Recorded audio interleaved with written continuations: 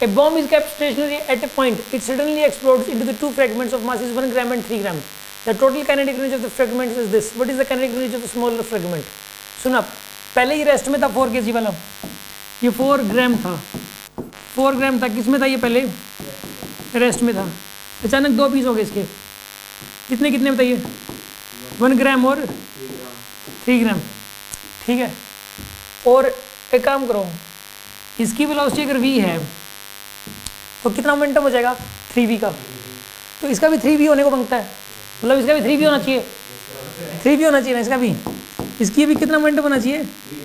3v, तभी होगा 3v into 1, 3v बन गया, ये भी 3v। इसकी वेलोसिटी v है तो इसकी 3v होगी।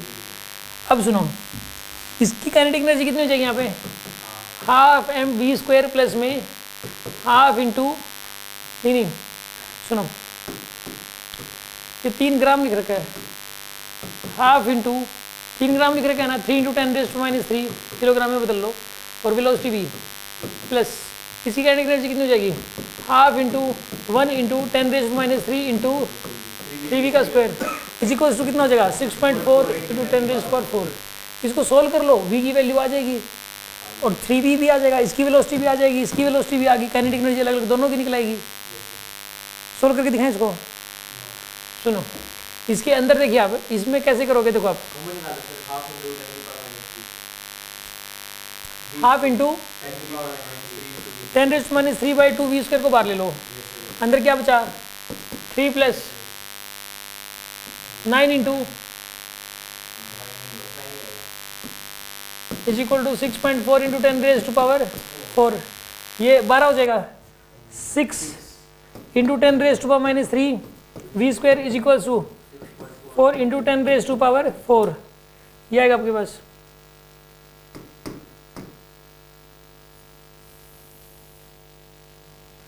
इसके अंदर ये v² की वैल्यू कितनी आएगी यहाँ पे?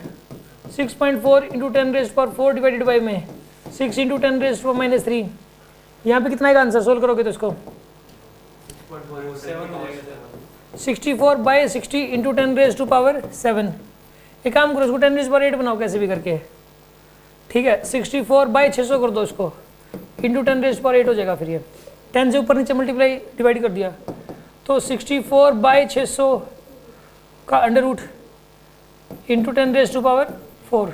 या v² काइनेटिक एनर्जी लिखनी है ना, रुको एक बार, v² में ही रहने देते हैं इसको। अब इसमें से माइनस कर दो, फिर ये 6.4 × 10⁻⁴।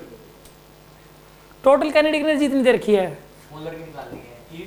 अब इसका काइनेटिक एनर्जी कितनी आएगी? छोटे वाले की हाफ। मास कितना है इसका? 1 × 10⁻³ हाफ मास। और वेलोसिटी का स्क्वायर कितना हो जाएगा यहाँ पे? 6.4। 64 बाय, यानी काम करो, इसको और आसान तरीके से बताता हूँ आपको। 64 × 8। चलो अभी आप रूट कर रहे थे, 8 का रूट 4 होगा, 10⁻8 का। रुको, मैं बहुत आसान तरीके से कर रहा हूँ इसको, मैंने पहले ध्यान सोचा नहीं।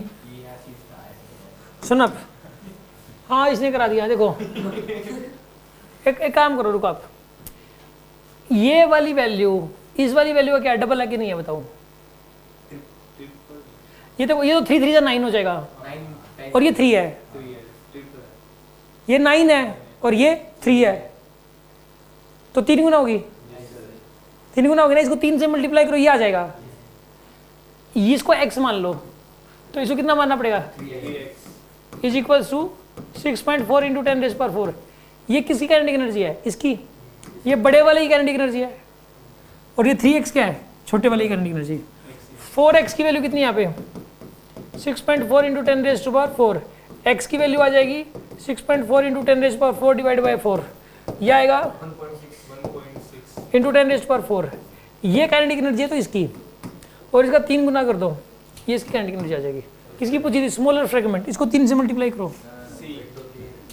सी आ जाएगा। सर जरूरी है इसकी x एक्सिस के अबाउट ही होगी, y एक्सिस के अबाउट नहीं होगी?